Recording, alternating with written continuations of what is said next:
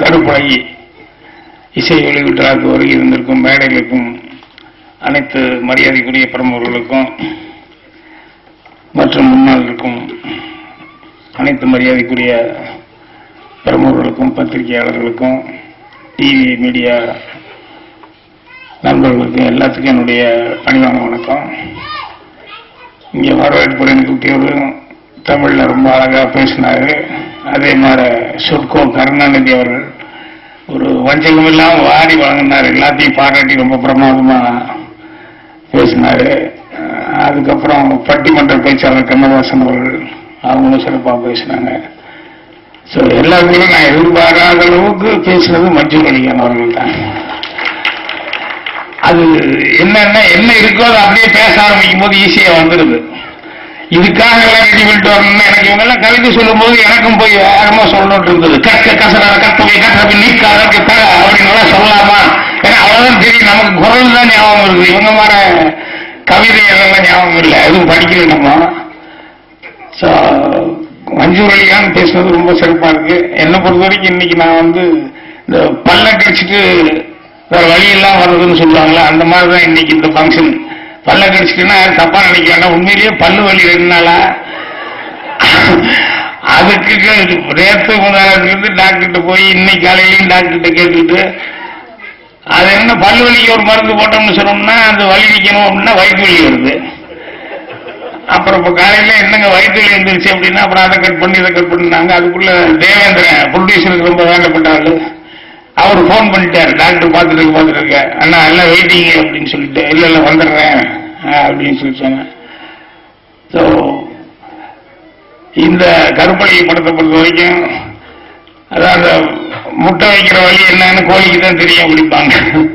அது மாதிரி பாகை சந்த அவர் செந்தில் அவர்கள் அவர் அன்னைக்கு பேசிட்டு இருக்கும்போது சொன்னார், இந்த மாதிரி டைரக்டர்லாம் சிரமப்பட்டு வேலை பார்த்தா கூட நானும் சேர்ந்து எல்லாத்துலையும் கலந்துக்க வேண்டி வந்தது அப்படின்னு சொல்லிட்டு. ஏன்னா இந்த காலத்தில் படம் போட்டு அது கூட சில பேர் சொன்னாங்க இது வரைக்கும் கொண்டு வந்துட்டாங்க, இசை வரைக்கும் கொண்டு வந்துட்டாங்க அப்படின்னு. படமே ரிலீஸ் ஆக போகுது, அது ஒன்றும் ப்ராப்ளம் இல்லை.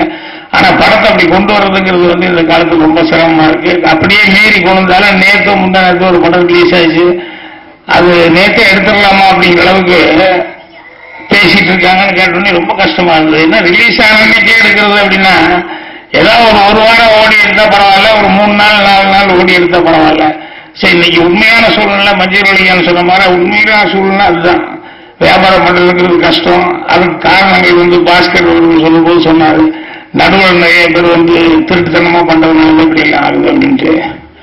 ஸோ அதனால இவ்வளவுக்கு நடுவில் பாகை செந்தில் அவர்கள் இந்த படத்தை சிறப்பான முறையில் எடுத்திருக்காரு.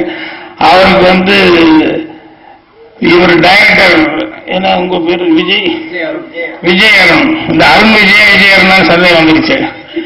விஜய் அருண் அவர்கள் படத்தை பார்த்தேன். மஞ்சள் அலிகான் சொன்ன மாதிரி அவர் வயசுக்கு தகுந்த மாதிரி இல்லை, எங்காவே எல்லாமே யூத்தாவே பண்ணியிருக்காரு. அதுல ஹீரோயின் நான் வரும்போது ஒரு சாங் போட்டாங்க, ரொம்ப அழகா டான்ஸ் ரொம்ப இளமைத்தினோட டான்ஸ் இருந்தது. அதே மாதிரி வேலன் அவர்கள் மியூசிக் நான் கேட்டது 2 பாட்டு கேட்டேன், 2 பாட்டுமே ரொம்ப நல்லா போட்டிருக்காரு அவரு. அதாவது புதுசா அவரு, ஆனா புதுசு மாதிரி தெரியல, நல்ல அனுபவப்பட்ட அளவுக்கு நல்ல மியூசிக் போட்டிருக்காரு. அதனால படத்துக்கு அது ஒரு பெரிய பக்கபலமா இருக்கும். அதே மாதிரி ஹீரோவுக்கு நல்ல எதிர்காலம் இருக்குன்னு எனக்கு முன்னால பேசினவங்க சொன்னாங்க. அவர் உண்மையிலேயே அவர் டான்ஸ் ஆடும்போது பார்த்தேன், எந்த புதுசு அப்படிங்கிற மாதிரிலாம் இல்லாம நல்ல எக்ஸ்பிரஷனோட நல்லா அழகா டான்ஸ் ஆடினாரு. உண்மையிலேயே அவருக்கு நல்ல எதிர்காலம் வரணும்னு சொல்லி அவருக்கு என்னுடைய மனமார்ந்த நல்வாழ்த்துக்களை தெரிவிச்சுக்கிறேன். கருப்பலைக்கு என்னுடைய வாழ்த்துக்களை தெரிவிச்சுக்கிறேன். அப்புறம் இங்க உட்கார்ந்துன்னே ஒரு இது ஞாபகத்துக்கு வந்தது. என்னன்னா ஒருத்தர் வேண்டுதல் பண்ணிட்டாரு கடவுளுக்கு, ஒரு வாழைத்தார் ஒரு பெரிய ஒரு இது அனுப்புறேன் அப்படின்னு சொல்லிட்டு. அப்புறம் அந்த வாழைத்தார் வேலைக்காரங்கிட்ட கொண்டு போய் மலையில் கொண்டு போய் பழனி மலைக்கு கொண்டு போய் கொடுத்துருவாடா அப்படின்னு சொல்லி சொன்னோடனே அந்த தாரை எடுத்துக்கிட்டு போனாரு. போனவன் இங்கிருந்து போனதுக்கு அப்புறம் அங்க கொடுத்துருக்கான் பூஜைக்கு. அப்ப இங்கிருந்து ஒரு போன், யாரு பண்ணையார் தான் கொடுத்து அனுப்பிச்சது. பண்ணையார் போன் பண்ணி கேட்கிறாரு, அந்த பழனி மலையில வாங்கின ஆளுகிட்ட ஐயரே இந்த மாதிரி அனுப்பிச்சேன் தாரு, இவ்வளவு பழம் எண்ணி நான் அனுப்பிச்சேன், கரெக்டா அவ்வளவு பழம் இருக்கா பாருங்கன்னு. அவர் எண்ணி பார்த்துட்டு இல்லைங்க 2 பழம் குறையுது அப்படின்னா, என்ன இவ்வளவு பழம் அனுப்பிச்சது 2 பழம் குறையுதா அப்படின்னு உடனே வந்த உடனே அந்த வேலைக்காரன் சவுக்கு எடுத்து பிடிச்சிட்டாரு. நான் இவ்வளவு பழம் எண்ணி அனுப்பிச்சேன் 2 பழம் குறையுதுன்னா வழியில நீ தான் நான் சாப்பிட்டுருப்பேன் அப்படின்னு சொல்லிட்டு இல்லைங்க பசியில சாப்பிட்டு வாசிட்டு தானே போட்டு 4 இழுப்பு இழுத்துட்டாரு. அன்னைக்கு நைட்டு தூங்கும் போது கனவுல வந்து அப்பா ரொம்ப நன்றி நீ பழம் அனுப்பிச்சு அப்படிங்கிற சாமி ரொம்ப சந்தோஷம், அந்த 2 பழம் ரொம்ப திருப்தியா இருந்துப்பா, நல்லா ஆனந்தமா சாப்பிட்டு ரொம்ப சந்தோஷம். அப்பதான் இவனுக்கு புரிஞ்சுது என்னன்னா 2 பழம் இல்ல சாமி நான் வந்து ஒரு பெரிய இதே அனுப்பிச்சேன் தாரே இல்ல 2 பழம் தான் எனக்கு வந்ததுன்னா. அப்பதான் அவனுக்கு உரைச்சிடான் அந்த பசியில அந்த ஏழைக்கு அவன் சாப்பிட்டது வந்து அதுதான் சாமிக்கு போய் சேர்ந்தது அப்படிங்கிற மாதிரி. எதுக்கு சொல்ல வரேன்னா நான் காவி போட்டு வந்து பாருங்க எங்கோ என்ன விட பெரிய நிறைய மேலிருந்து கீழே வரைக்கும் காவி போடுற மாதிரி வச்சுட்டாங்க.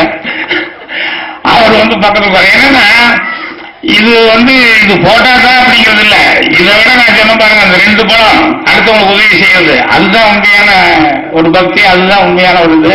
இதெல்லாம் அவங்கவுங்க ஆத்ம திருப்தியாக அவங்கவுங்களுக்காக போட்டுக்கிறது. என்னன்னா எனக்கு இந்த தூரம் பஸ்ல இந்த மப்ளர் போட்டுக்கிட்டு நினைச்சேன், அப்புறம் பார்த்தா யாரை பார்த்தாலும் மப்ளர் போட்டுக்கிட்டு சுத்திட்டு இருந்தாங்க வில்லேஜ்ல அப்படின்னு சொல்லி சொன்னாங்க.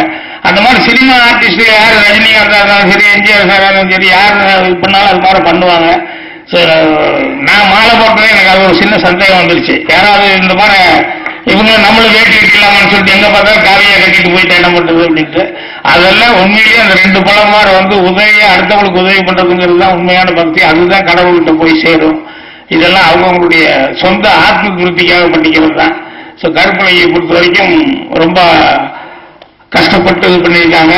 அது முதல்ல எனக்கு முன்னால பேசணும்னு சொல்றாங்க, அந்த ஊர்ல எடுத்த படமெல்லாம் வந்து ரொம்ப சிறப்பா ஓடி இருக்கு அப்படின்னு சொல்லிட்டு அந்த பேரை இந்த படமும் காப்பாற்றுற அளவுக்கு விஜய் அவர்கள் நல்லா செஞ்சிருப்பார்னு நினைக்கிறேன். அதனால பாவை செந்தில் அவர்களுக்கு போட்ட காசு வரணும். மீண்டும் ஒரு முறை அந்த வேலன் இந்த படத்துக்கு ரொம்ப நல்லா மியூசிக் பண்ணியிருக்காரு, அது இந்த படத்துக்கு பெரிய ஹெல்ப்பா இருக்கும். ஆடியோ கேசட் எஸ் அப்படின்னு சொல்லிட்டு அவங்க எஸ் ஆடியோஸ் சொல்லி ரிலீஸ் பண்ணியிருக்காங்க. கூடிய சீக்கிரமே அவருடைய ரிசல்ட் அவங்களுக்கு தெரியும்னு நினைக்கிறேன். ஸோ மீண்டும் எல்லோருக்கும் என்னுடைய மனமார்ந்த நல்வாழ்த்துக்களை தெரிவிச்சுக்கிறேன். நன்றி, வணக்கம்.